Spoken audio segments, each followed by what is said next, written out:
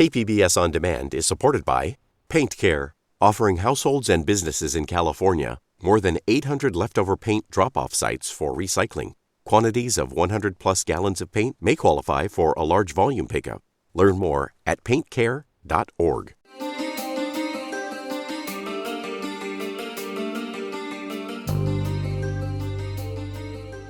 Welcome back to the KPBS Cinema Junkie podcast. I'm Beth Accomando. I'm posting my interview podcast early this week in order to highlight the San Diego Film Festival kicking off on September 30th. Each year, the festival gives out tribute awards to various people in the industry. This year, there are 4 awards, according to Tanya Mantooth, the festival's vice president and director of programming. So we have Adrian Brody, who's receiving the Cinema Vanguard Award. We have Gina Davis, who's receiving the Humanitarian Award for her work around gender bias and gender equality in media. And then Brit Marling is receiving the Auteur Award. She's an interesting woman, super smart, takes on a lot of roles in the industry, writer, producer, actress. And then we have John Boyega, who has really he has just come out on the scene, but everyone will really know him in a very short amount of time because he's starring in the new Star Wars. And he's receiving the Rising Star Award. Okay, the one that caught my attention is the one for Brit Marling. Kudos to the festival for highlighting someone who's by no means a household name and who creates challenging films outside the Hollywood system. Marling is an actress, producer, and writer whose credits include Another Earth, The Sound of My Voice, The East, and I Origins. What I admire about Marling is that she's not merely focused on creating positive female role models, something that I personally find rather boring. I want complex, real, flawed women on the screen, and Marling delivers that and more. She works on innovative projects, often in genre films, that serve up strong, intelligent, but imperfect women. But these are women who are also driving the movies forward. They're not merely reactive, and they don't just let things happen to them. They're catalysts that accelerate the plot and make it move forward. Mantooth was excited about having Marling as one of this year's award recipients. So Brit Marling, I've always respected her work. I find that she brings a lot of intelligence to whatever she's doing. So whether she's writing it or she's producing it or she's acting in it, she brings a certain depth to her performance. She isn't interested in just, looking good, although she's beautiful, but it's really more important the story. And so I love that, and I wanted the chance to honor her, and that's why she is the Auteur Award, because she really does span across many, many aspects of the industry. In honor of Marling receiving the Auteur Award, I'm serving up 2 interviews I did with her. First is an interview from 2011 with her and her creative partner for Another Earth, Mike Cahill. And then the interview I did in 2013 with her for The East. In Another Earth, Brit Marling plays Rhonda Williams, a young woman accepted into MIT's astrophysics program so that she can travel to what has been discovered as a duplicate Earth. But the story's also about guilt and accepting responsibility for one's actions. Let's listen to the trailer. This is Dr. Joan Tallis, the United States planet Earth. Do you read me? Is anyone out there?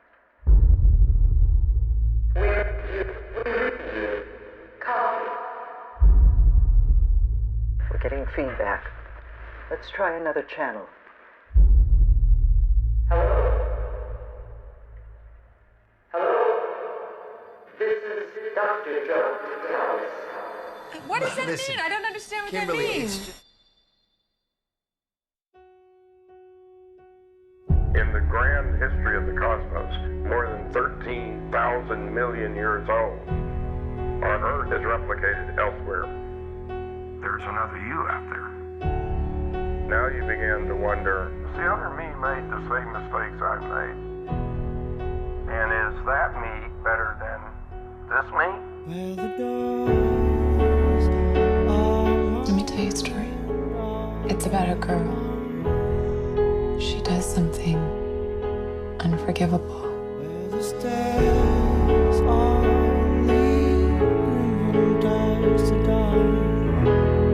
She goes to apologize, but she loses her nerve. She lies to him. She thinks she might be able to make his life a little bit better. It was really just a way to survive what I've done.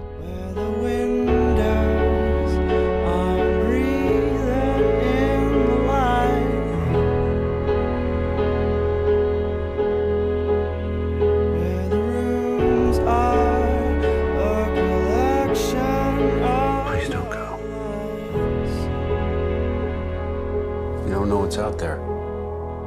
That's why I would go. This is a place that I call my home. And here's the interview. My name is Brit Marling. I play Rhoda Williams in Another Earth, which I co-wrote with Mike and produced. And my name is Mike Cahill, and I'm the director of Another Earth and co-writer, and cinematographer, editor, producer, and caterer. Did everything. Yes. So, Mike, can you tell me where, or both of you, where the idea for this came from, where it first started? The idea for Another Earth came actually from a very an emotional question, which is, what would you feel if you could confront another version of yourself? And we were interested in the idea of a doppelganger or a connected soul. And then we took that idea and extrapolated it so that everyone on the planet could experience that. So all 6.3 billion of us are living a parallel life up in the sky. Inside that larger context, we tell a romantic drama thriller about Rhoda Williams, who's seeking some sort of redemption, forgiveness for a crime that she committed in the past. Now, you also play the lead and you co-wrote. So when you were writing it, what kind of things were you thinking about wanting to give yourself as an actress to do? I think as an actor, you're always looking to take something on that makes you nervous. Like if you get a nervous feeling in your stomach as you're reading the material because you're not quite sure you can pull it off, there's like a stretch required in it. And I think I always felt that about Rhoda. Like she has had such an intense experience that has thrust her so outside of the realm of just like a normal, human life. And that grief, that suffering she's going through is overwhelming. And then making sure that she's not a character who's passive and a victim in that grief. I mean, Mike and I talked about that a lot when we were writing, that we wanted her to have agency and have a sort of, almost have this warrior-like energy in the way that she's trying to deal with the grief and figure out how to construct a meaningful life in the wake of what has happened, I guess. Now, one of the things that I really liked about the film is that on a certain level you can categorize it as science fiction because of some of the elements that are in it, but you really put the science fiction kind of in the background. And the human elements in the foreground. And I was wondering if you could talk a little bit about that. Sure. This is a movie that, at its core, it's a drama, and so it could be set in any setting. It could be set in San Diego, it could be set in, the bottom of the sea, or it could be set in a world where there's another Earth looming above. And I wanted the science fiction to be very minimalist, just to ask that one question. So in the foreground, it's this really intense human drama, which zooms into something about what it means to be human, what it means to seek forgiveness, and the big orb of the Earth up in the sky helps inform the bigger decisions, visualizes those feelings that we have about, it's weird because we wake up in the morning and we look in the mirror and we have this running monologue in our heads, like, why'd you do this, or what are you going to do, or are you doing something meaningful, and all these questions. But it's the only relationship in our life that is internal. Our friends, our family, are external. And we have all these emotions towards the people around us, but the one inside, it's so contained. And if we could just pull it out and get a new perspective on it, that would be pretty powerful. And so we liked that idea, and we played with that idea, and that's it. That's where the science fiction ends. It's there's a duplicate Earth, but here's a drama set within that context. Well, I think it's interesting your film's coming out right now because there's going to be the 25th anniversary of The Man Who Fell to Earth, which has a similar feel in the sense of putting that science fiction in the background. In the background, and making it this human story. I mean, how was that for you, playing the character? It's wonderful because I think we all consume so many stories now. I mean, there's so much TV and film, and we watch so many things that our story intelligence is so high. Like, audiences are beginning to be able to predict things before they're coming. And sci-fi is cool because it's telling you a human drama, this sort of thriller love story, but it's putting a fresh lens on it, and it's forcing choices that you've never seen before, and it's forcing these characters to confront one another in ways you've never seen before, and that's a cool thing I think about science fiction. Now, at the screening last night, a lot of people were coming out and people really enjoyed the film, but they were talking about it. They were feeling like not everything was tied up for them. So how, as a filmmaker, were you is this the kind of effect you wanted? Absolutely. For me, I think as filmmakers, as creators of a piece of art, it's a process where there's a commune between the makers and the audience. And I like to think about it like a bridge. Like there's this river, and we're trying to build this bridge, and we lay brick by brick by brick as the filmmakers, and we may go more than halfway, like 90% of the way across, and then ideally the audience will build some bricks to connect. They will project themselves up on screen, they will connect, they will reach forward, and then when we unite, that's where the emotional transference goes down. And for me, like as a film audience member, I love that experience where I can be engaged and I can reach forward and connect with the story. So that's very important to. We don't want to leave it too ambiguous, but because most of the answers of what happens in the story with the big reveals and twists, it's in there, but I like it being open to interpretation and thought provoking. I think those are the kind of films I love. Well, your film seems like a truly independent. I mean, we get a lot of films that are labeled independent. Right. They're really just, from the smaller branch of a big studio. Sure. But this feels more like a throwback to films like Pi and Primer and, Absolutely. films like, why do you think there aren't more films like that made? I think it's interesting. I think there was a real shift at Sundance this year, and I think all this year you're going to see these films come out like Take Shelter and Like Crazy and Circumstance, these films that have really ambitious stories. The smallness of the budget was not constraining the imagination. And I think that's because I think the technology is coming to a place where cameras are so small and lightweight, and everybody has Final Cut Pro and all the special effects that you can create like from your laptop, in your dorm room, in your apartment, like in your tree fort, like whatever, like we made this movie in a tree fort. We kind of made this movie in a tree fort. You can kind of do whatever you want now. It's just about work ethic, and just sort of the ambitiousness of the ideas, I guess. And I really felt from Sundance this year, there's like a new wave happening. A new wave, yeah. That would be nice. It feels like it for sure. I think so too, completely. I feel a lot of hope for independent cinema. There's new voices. There are stories that are coming in at an angle that's fresh. And to be included among all the other voices at Sundance was really awesome. Do you also feel that having a smaller budget and not having studio executives looking over your shoulder, that in some ways that gives you a little more freedom? Absolutely.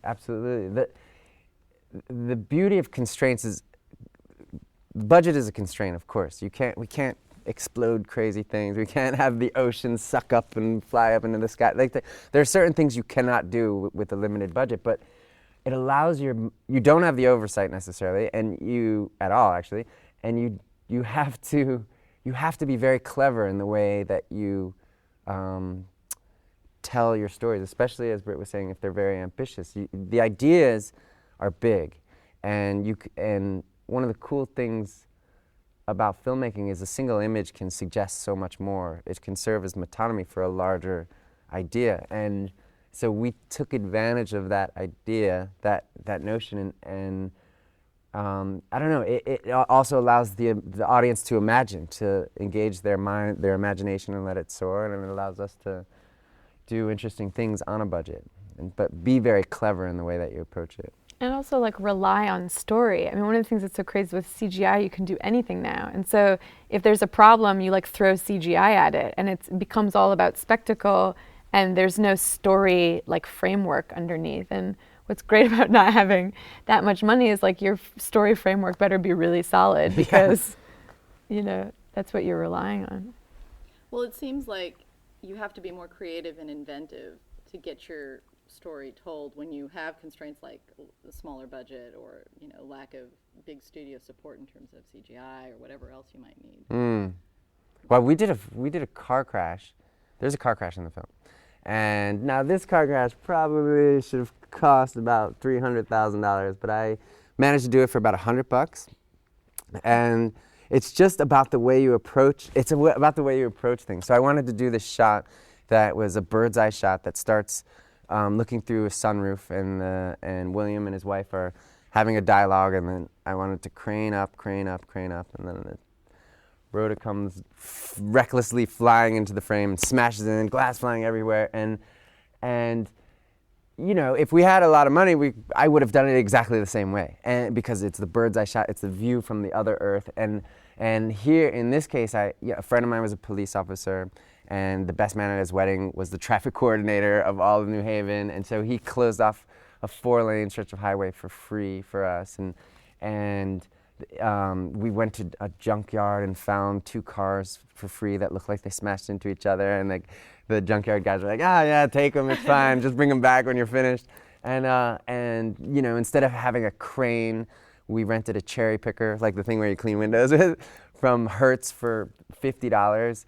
And somehow, with all of this like clever approach to production, we were able to make this amazing shot that happens on screen, that happened for $100. One of the scenes I really like too is when you tell that story about the cosmonaut. And so I was wondering if you could talk about where that came from. Had you heard that before, or was that something you made up? I don't know. Yeah, our friend Josh actually told us that story a long time ago.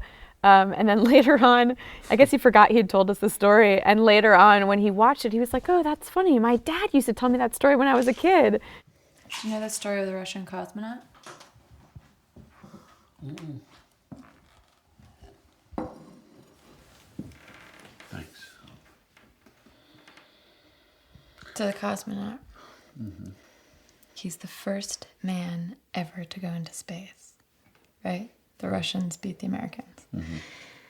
So he goes up in this big spaceship, but the only habitable part of it's very small. So the cosmonaut's in there, and he's got this portal window, and he's looking out of it, and he sees the curvature of the Earth for the first time. For the first man to ever look at the planet he's from. And he's lost in that moment. And then all of a sudden, this strange ticking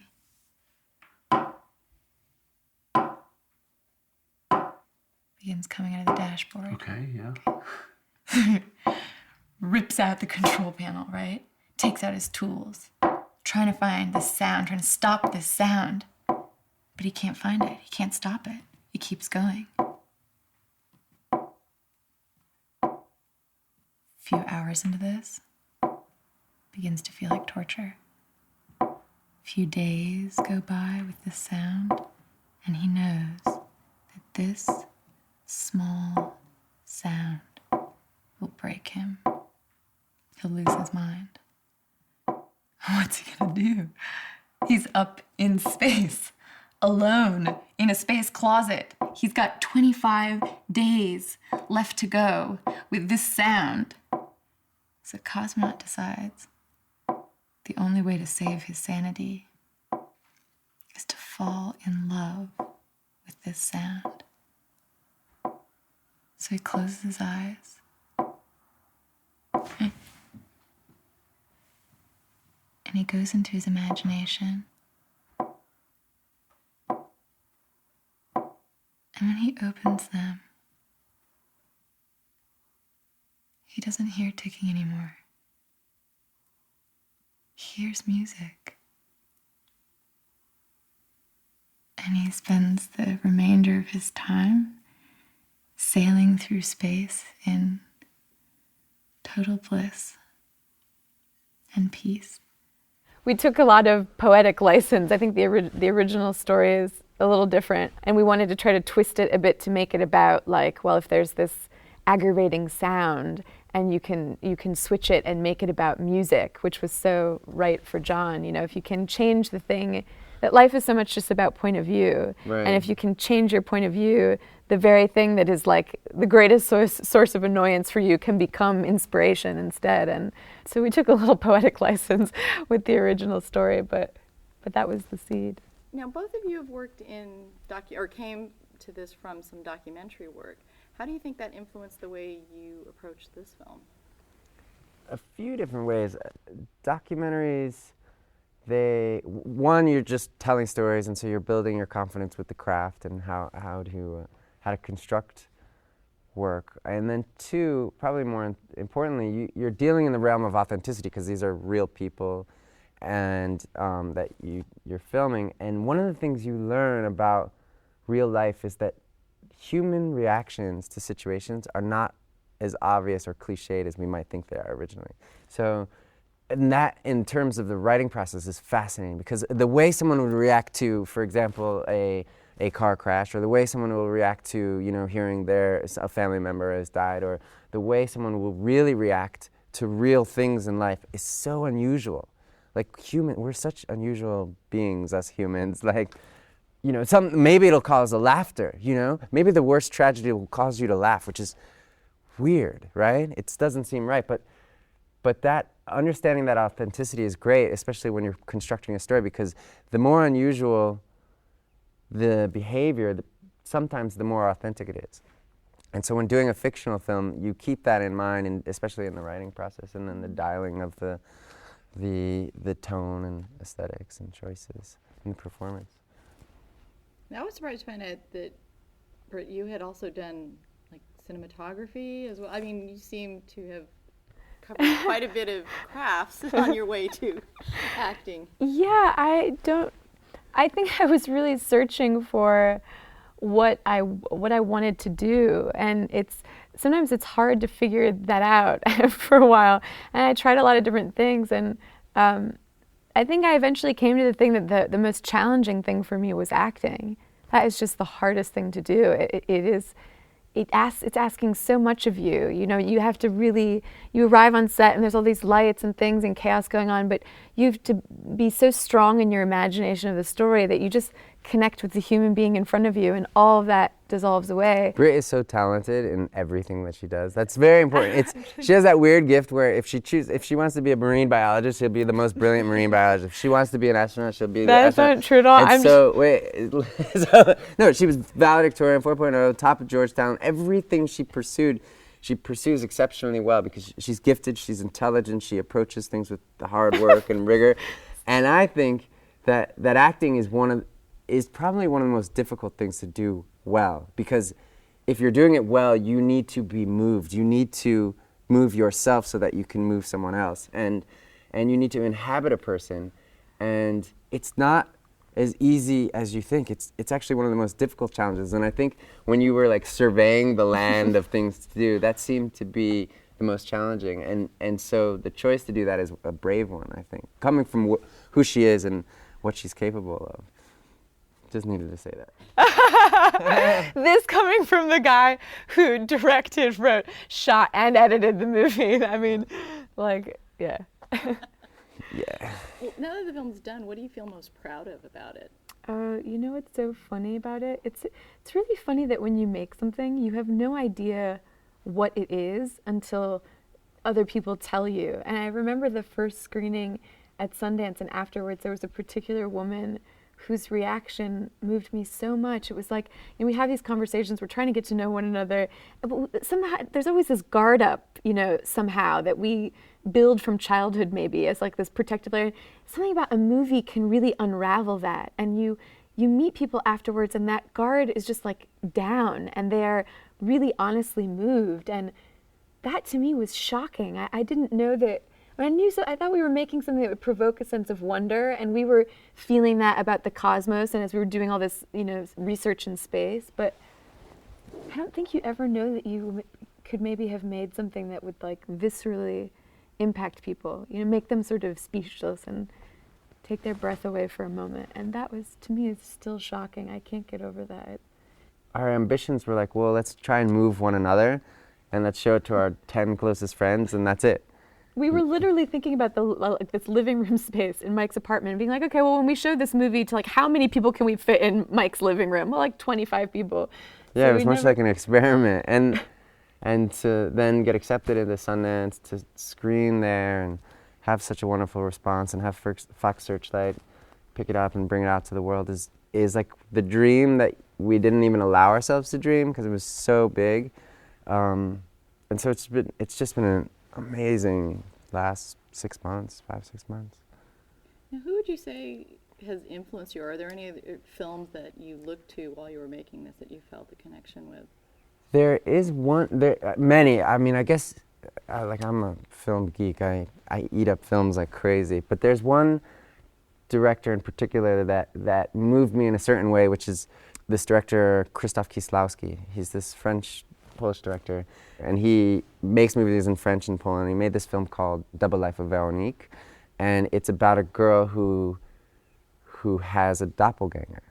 And what I thought was so fascinating about it is like, I think deep down as humans, we have this primal yearning to connect.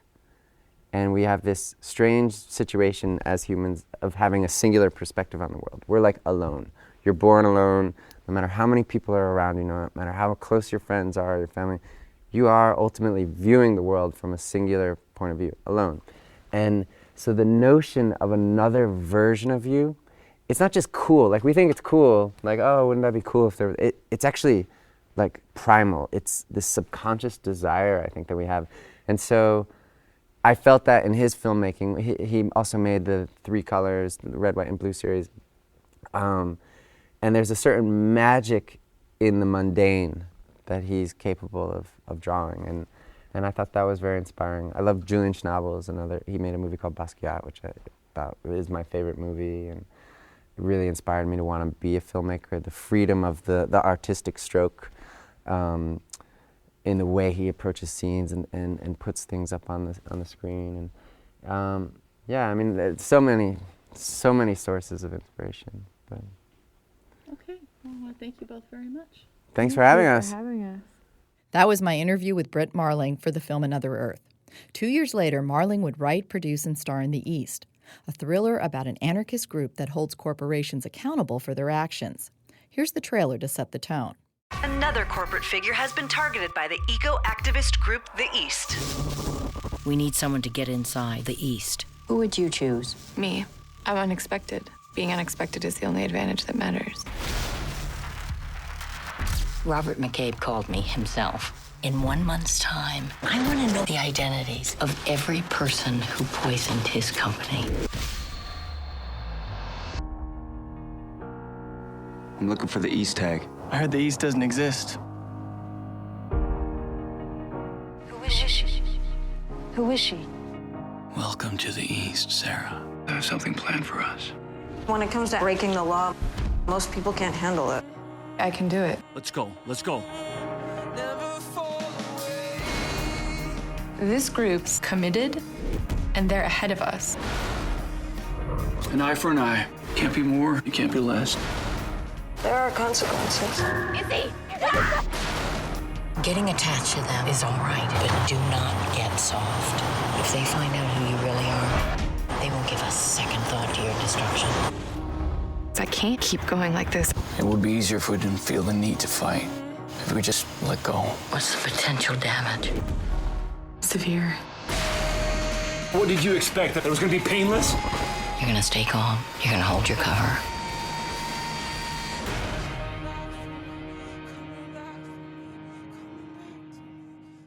And here's my second interview with Brit Marling. Hi, I'm Zalbat Manglaj, and I wrote this film with Brit Marling, and I directed it. And I'm Brit Marling, and I wrote this film with Zal, and I acted in it and produced it. Tell me what you guys took from your own experiences to put into writing and making this film. It seems like there's some personal elements. I wanted to be a director, and I just graduated from AFI's graduate directing program, and Brit wanted to be an actress, and we were sort of starving and struggling in Los Angeles, and we're waiting for permission for someone to give us the green light to do these things, to direct and to act, but no one did. They're hard things to sort of break into. So we decided, because we were limited economically and the economy had just crashed, this was the summer of 2009, we decided to go explore America, but rather than doing the surface road trip, we decided to go into America's underworld, or what we considered the underworld, which was, we wanted to see how different groups were living off of the grid. So we went to some anarchist farms, we went to direct action collectives, we crisscrossed the country, living in different squats, and having an experience that totally opened our eyes and stayed with us. It stayed with us so much that we couldn't really shake it, and that's why we had to write a movie to sort of make sense of it. You told that very well. I'm trying to think of what to add. I think something really happened to us that summer. There was some major transformation took place. And when we came back to LA, I think one of the things we'd learned the most from that being on the road with those groups was the power of a collective. These groups found so much meaning out of living together and sharing together and working together in a kind of tribal feeling, which I think, modern life has become a bit alienating. We've sort of broken away from the extended family, and now we're breaking away from the nuclear family, and it's sort of all about the pursuit of the individual. And I think when we came back, we were like, wow, the thing of value that we really have is each other, and that we've been making films together with our friend Mike Cahill since we were kids at Georgetown, and that's the thing of value. And forget trying to break into the system in LA. Why don't we make our own system? Why don't we make movies in our own way? And so we just started making stuff, and we made this film Another Earth and The Sound of My Voice, and very much sort of inspired by the collectivist feeling and the idea of direct action, like just doing something instead of sort of waiting for people to tell you you can do something. So we were really inspired by that summer. We're still inspired by that. This is our second movie, The East is our second film, and we're excited to make our third. And again, not wait for permission, because it's not like that ends. Everybody's constantly waiting for permission. I mean, how many times do you see some big movie star talk about some dream project they have, and you're like, why don't you just make that movie? Well, does that kind of reflect, in the film, there's this sense of frustration with the system and with things breaking down. And did you kind of feel like that's one thing you identified with them? Yeah, for sure. I think it's a hallmark of our generation that we're just so frustrated by the way things are run. They seem to be run so badly. Maybe that's a hallmark of any generation when they're young, is that they look around and they're like, why are things the way they are? And though what's interesting about now is that it feels like it's not just young people, it's everyone. It's not like the way the sort of 60s or 70s, like young kids were rebelling and saying this doesn't make sense. Now it feels like there's a massive sort of malcontent. Like everyone looks at the BP oil spill and it's like, this doesn't make sense that this happened, or how poorly the cleanup was handled, or how no one was held accountable. So I think, in the film, when there's that oil spill jam at the beginning and the CEO of an oil company is having an oil spill brought to his house, it doesn't really matter whether you're on the right or left side of the political spectrum. Everyone kind of feels like some sort of gratification at the idea of holding someone accountable for these crimes. Right, or making these crimes emotional. For the people who experience an oil spill or are poisoned by a pharmaceutical, it's very emotional. But for the people who are at the heads of these companies, there's such a remove between them and the people who are suffering as a direct result of their direct action.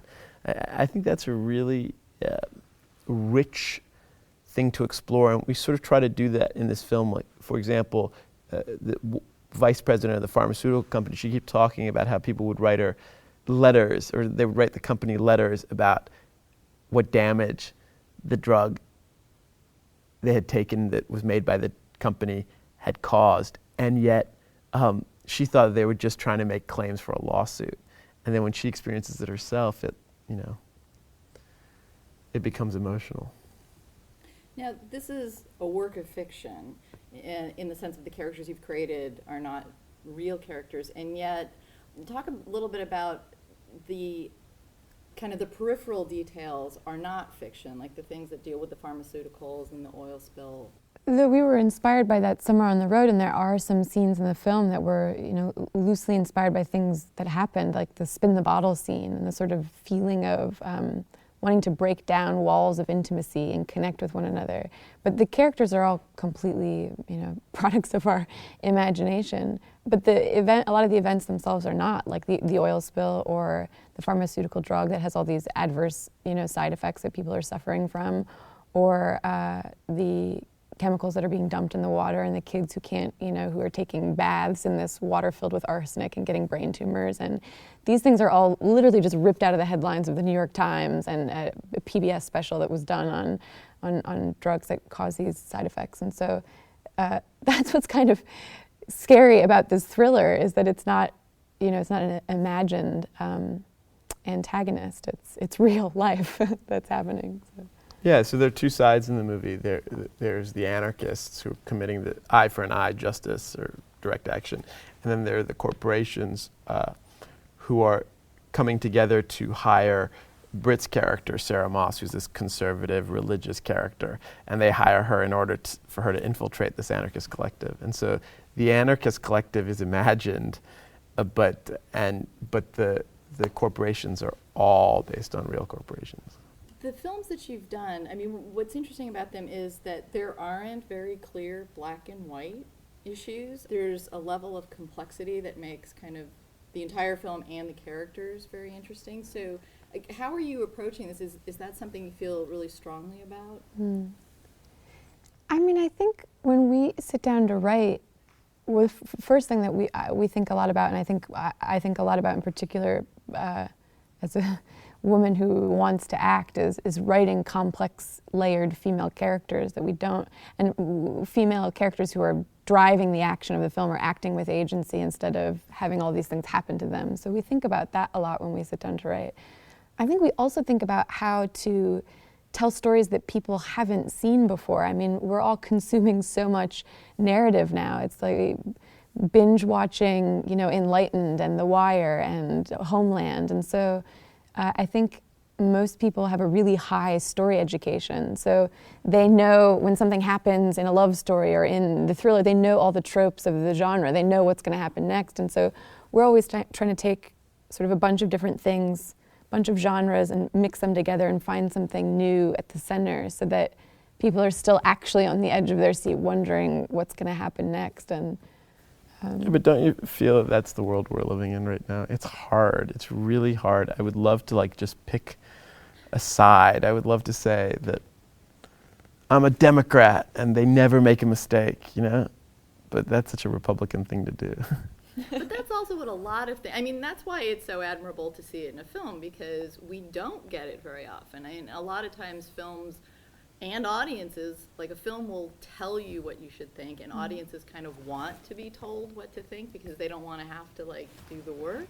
That's such an interesting thing to say, because maybe I'm so interested to hear you say that, because I think that's maybe why this film has been such, conversations after have been so fruitful, is I think people are hungry to talk about things, and I think they are hungry to try to make sense of the time they're living in. And you're right that a lot of storytelling and content out there is attempting to sort of simplify everything and make everything digestible in a time when that's really not the case. So I don't know. I guess we've been trying to just make sense of our experience, and maybe that's what is going on in this film. Is we're not giving any prescriptions or answers because we certainly don't have any, but we do have a lot of questions, and we do want to talk with other people about it. And filmmaking is such a cool way to sort of paint a world and then, bring other people into it and talk there, maybe. Yeah, and have a conversation about these issues. And maybe later when we have more answers in our own lives, we'll have more answers in the films we make or in the stories we tell. But right now, we're really in a questioning period. Well, in all three of the films you've written, there is this sense of kind of going undercover in a way. I mean, all three of your characters kind of aren't necessarily what they seem to everyone. And I was wondering what kind of fascinates you about that. Right, what's going on? It's funny because I never thought of Another Earth as an infiltration story, but I realized the farther away I get from it, because I was so interested in the world of her grief and what she's going through, and the idea of if you have a version of your life that gets set on fire, how do you make a new life out of the ashes of a former life? I was so preoccupied with that I didn't think as much about the infiltration part, but of course she's lying, and the big threat of the story is what happens when she gets caught. I think maybe Mike, Enzel, and I, maybe we were all sort of circling around this, because of course we all lived together and we're talking a lot at the time of all this, is that we ourselves were trying to find our identities. And I think when you're in your 20s, you spend all this time, you've left your family, you've left college, and now you're out in the world, and you're infiltrating different groups, trying on different tribes, trying to figure out what's the band of people you want to be with, who are you exactly. So I think that's why the obsession with with infiltration and identity and espionage and trying on characters. You know, I mean, Sarah Moss changes her name, changes her hair color, changes how she dresses, picks up a new kind of language and spends time in another world. I don't think you would be in deep cover if you were fully settled in yourself. You know, it takes a particular kind of person to be attracted to acting with such high stakes that if you get caught, you're going to be, you know, in a lot of trouble. So I think... But it's the same thing that motivates actors, probably. Yeah. I mean, what is Daniel Day-Lewis becoming Lincoln other than deep cover? Yeah. Nate, you had a screening here in San Diego last night. Well, how did you feel about kind of the audience response? Because you had a Q&A, and I mean, were you surprised by any of the questions or any of the reactions? It was funny because it was a pure Q&A, so you didn't set it up for them at all. So what's funny with a pure Q&A is that the audience is just feeding off each other. Like usually if the moderator just sets it up a bit, everyone follows suit, and the questions will all sort of similarly follow in line. But what I liked about yesterday was that it was kind of a wild animal. It could go in any direction, and it kind of did. But it was the same as most of our, actually all of our Q&As, which is that people are hungry to talk about the issues in this movie, and there are lots of different points of entry. You can come at it from the perspective of there were former activists in the audience. There was a anti-nuclear activist. He really connected with the film. Earlier, we'd had a screening earlier in the day, and that person had also connected with the activism. Then there was someone from, not in yesterday's screening, but there was someone from a pharmaceutical rep, and that person had been very moved and was questioning themselves. I mean, so like there are all sorts of different ways of entering this movie, which I find really cool. It's also interesting when, like last night, when very young people are as engaged and interested, and people who have been activists or just, you know, for years, you know, people who are in their 60s and 70s are also watching it and feeling like it's speaking to them. So right, the idea that there were some very young people in the audience and some very old people in the audience, and they were both like felt the movie fervent. Was for them. Yeah, exactly. Yeah. And one thing I'm curious about too is we have this film in the company you keep, which deals with activism also, but from this older perspective. Yeah. And in a very different way, you have something like Breaking Bad, and what all these films seem to deal with is this sense of your actions have consequences. Mm. And so for your film, if you can talk, because the characters are very different in terms of kind of how they view their actions and the results.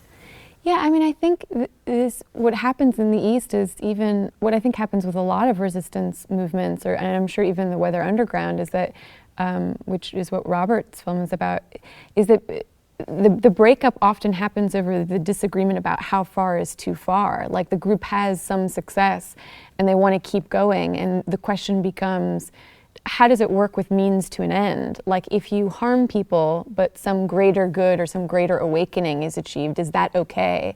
I think in our film, you sort of see the group wrestle over that, and they have that big argument where some people want to take it a lot farther because they feel an eye for an eye justice means if someone's been harmed, we can harm back to that exact degree. And other people in the group are saying, well, wait a second, if we're doing that kind of damage, aren't we just as bad as the force we're fighting? And I don't think there's an easy answer to that question. I think we're all still struggling with that. I mean, I don't know the answer to that question. Do you? No. But I didn't make the film. Yeah. That's why you get to be on the hot seat. Okay, I've been tapped for that was the last question. So thank you very much. Thank you. Thank you. Thanks. Thanks for listening to the KPBS Cinema Junkie podcast. Brit Marling will receive her San Diego Film Festival Auteur Award on Saturday at the Museum of Contemporary Art San Diego at La Jolla. Her films are available online, and I highly recommend checking them all out. And remember to check back for my film review of The Martian and a roundup of alternative San Diego cinema fare. So till our next Film Fix, I'm Beth Accomando, your resident cinema junkie.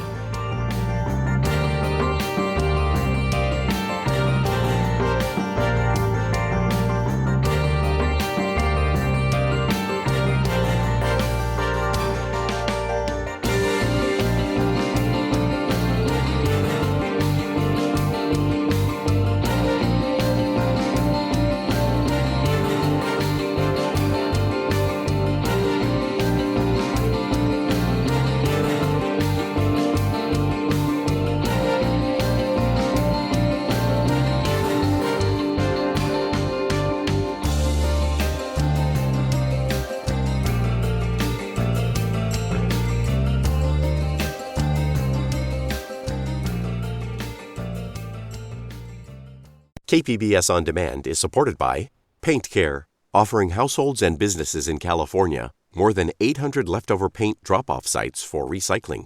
Quantities of 100-plus gallons of paint may qualify for a large volume pickup. Learn more at paintcare.org.